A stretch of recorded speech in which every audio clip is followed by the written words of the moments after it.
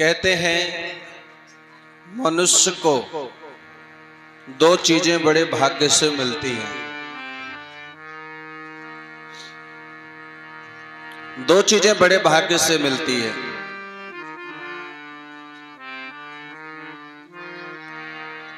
क्या क्या? प्रातः स्मरणीय पूज्यपाद गोस्वामी तुलसीदास जी कहते हैं,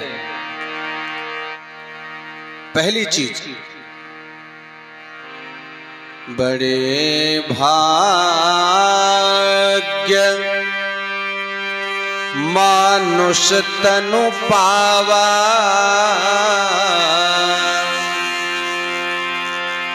असुर दुर्लभ सद ग्रंथ ही गावा। पहली चीज हमको आपको जो बड़े भाग्य से मिलती है मेरी मैया, जानते हो क्या है? मनुष्य का शरीर। ये जो मानव का देह, मनुष्य का शरीर, मनुष्य का कलेवर लेकर के हम आप बैठे हैं, ये खैरात में नहीं मिली है। बड़े भाग्य से मिली है। गोस्वामी जी लिखते हैं, बड़े भाग्य मानुष तनु पावा, सुर दुर्लभ।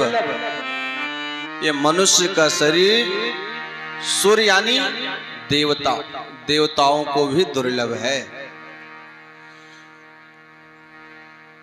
सुरा राम अपि दुर्लभ, हम देवताओं को भी दुर्लभ है मनुष्य का देह, उनको भी ये नहीं मिल पाता, लेकिन हमको आपको ये मनुष्य का शरीर मिला है।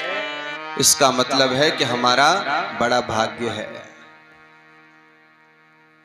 कहते 83,99,999 योनियों से जब भटक करके आए, कभी गधा बने, कभी बंदर बने, कभी मच्छर बने, कभी भालू बने, कभी छिपकली बने, कभी गिरगिट बने, कभी सांप बने, कभी बिच्छू बने। सब जब हम बन करके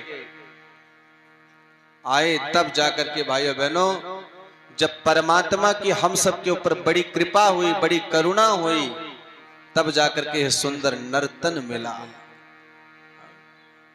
बड़े भाग्य। और दूसरी बात गोस्वामी जी लिखते हैं, बड़े भाग्य पाए सत्संगा, बड़े भाग्य पाए सत्संगा, बड़े भाग्य पाए सत्संगा, बड़े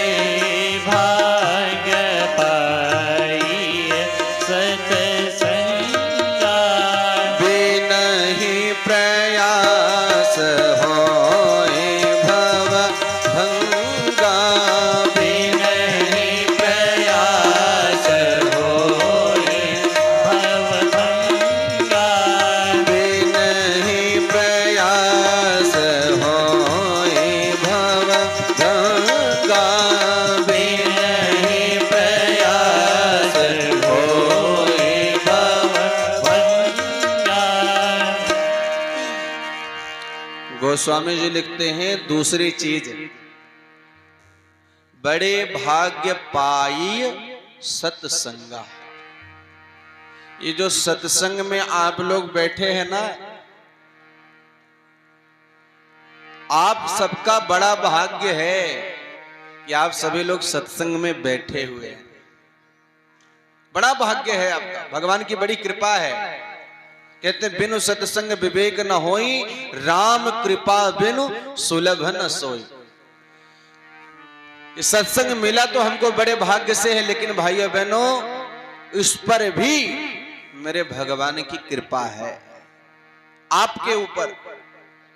जो जो भी सत्संग में बैठे हैं उनके ऊपर भगवान की कृपा है। नहीं तो इस पूरे गांव में इतने ही लोग नहीं जितने लोग यहां बैठे हैं। इतने लोग हैं क्या? इतनी जनसंख्या है क्या इस पूरे गांव की? नहीं नहीं नहीं, अरे बहुत लोग हैं, बहुत लोग हैं। अभी किसी भोजपुरी सुपरस्टार सिंगर को बुला दो, पता चल जाएगा कितने लोग इस गांव में हैं। हाँ, किसी नर्तकी को बुला दो, समझ में आ जाएगा कितने लोग इस गांव में हैं। लेकिन यहां पर जितने लोग हैं उनके ऊपर भगवान की कृपा है, उनका बड़ा भाग्य है। बड़े भाग्य पाई सत्संगा और बिन ही प्रयास हो ही भव भंगा। जिसको भाई बहनों कहते हैं सत्संग मिल जाता है, भव सागर से पार हो जाता है, उसको कुछ करना नहीं पड़ता। लेकिन सत्संग मिल गया बड़े भाग्य से, तो सत्संग में आकर के क्या करें? बोले सुनी समझहि जन मुदित मन। सत्संग में आना पर्याप्त नहीं है मैया, क्या करना है? बोले सुनिए। कैसे सुने? सावधान यतः शृणुः, सावधान होकर के सुनो। सुनो, क्या सुने? सत्संग की बातों को सुने, सत्संग के अमृत में इन वचनों को सुने। सुने समझहि, और केवल सुनना पर्याप्त नहीं है, बोले समझिए उसको। क्योंकि आजकल कहा कुछ जाता, लोग समझ कुछ लेते हैं। गोस्वामी जी ने श्री रामचरितमानस में सुंदर कांड में एक चौपाई लिखी है ना, लिखी गोस्वामी जी ने, लेकिन कही किसने? बोले समुद्र ने कहा। जब राम जी समुद्र से कह रहे थे कि रास्ता दे दो हमें, तो कहते हैं विनय न मानत जलद निद, गए 3 दिन बीत, बोले राम सकोप तब भय भी न होत न प्रीत। राम जी 3 दिनों तक उनका इंतजार करते रहे, निवेदन करते रहे, अरे समुद्र देवता हमें रास्ता दे दो, लंका पर चढ़ाई करना है। लेकिन भाइयों बहनों, समुद्र ने रास्ता नहीं दिया। तब राम जी कुपित हो जाते हैं और उन्होंने अपना बाण निकाल लिया। बोले दुष्ट समुद्र, तेरी ये हिम्मत, 3 दिन से मैं तुझसे निवेदन कर रहा हूं, लेकिन तू तो जड़ है।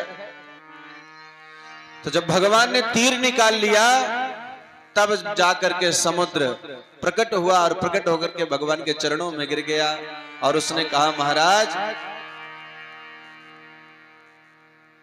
समुद्र जड़ है। और उसके बाद बोला, मैं तो जड़ हूं महाराज,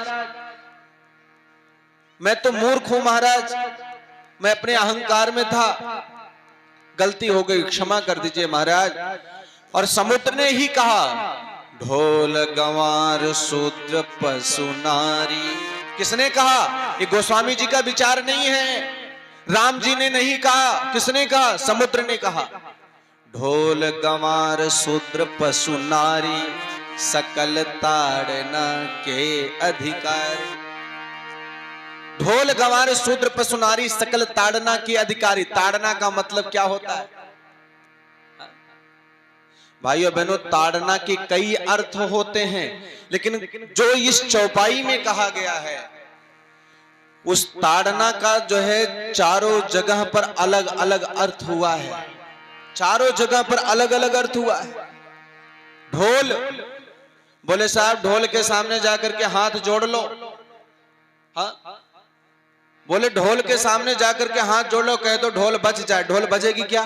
नहीं बजेगी। तो क्या होगा?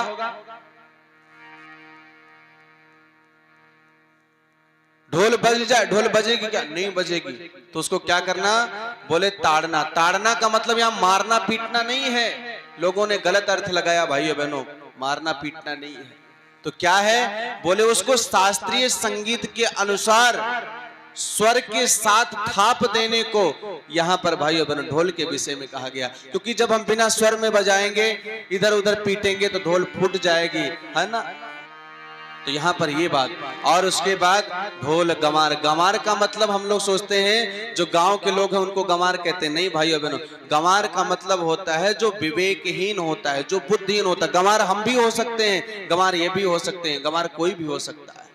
यहां पर गंवार का मतलब गांव में रहने वालों से नहीं है। जिसका विवेक शून्य हो गया है, जिसकी बुद्धि शून्य हो गई है, क्या करना है क्या नहीं करना, जो पागल हो गया है, उसकी बात कही गई है। यानी अगर पागल को आप अंकुश में नहीं रखोगे, उसको कहोगे आप कोई काम करके आओ तो उल्टा पुल्टा कर देगा। ताड़ना का मतलब यह है कि उसका ध्यान रखिए कि गलत ना करे। इसी तरीके से एक एक चीज जो वहां पर कही गई, शूद्र पशु नारी सबके विषय में भाइयों बहनों ताड़ना का अलग। हमारा उद्देश्य ये नहीं है कि क्या लिखा क्या नहीं लिखा, हमारा उद्देश्य बस इतना है कि हम लोग कहते कुछ हैं, लोग समझ कुछ लेते हैं। इसलिए समझना आपको पड़ेगा, ध्यान से विवेक से समझना पड़ेगा क्या कहा जा रहा है। सत्संग गोस्वामी लिखते सुन समझें, पहले सुनिए उसके बाद उसको समझिए कि क्या कहा जा रहा है। सुन समझहि जन मुदित मन, प्रसन्न मन होकर के, मज्जहि अति अनुराग, लहि चार फल अथत तनु, साधु समाज प्रयाग। बोले जो सत्संग के वचनों को सुन करके भाइयों बहनों समझ करके अपने आचरण में उतार लेगा तो उसको चार चार फल की प्राप्ति होगी। वो चार फल कौन है? धर्म, अर्थ, काम और मोक्ष। इन चारों पुरुषार्थों की प्राप्ति होगी। बस ध्यान से सुनिए, समझिए।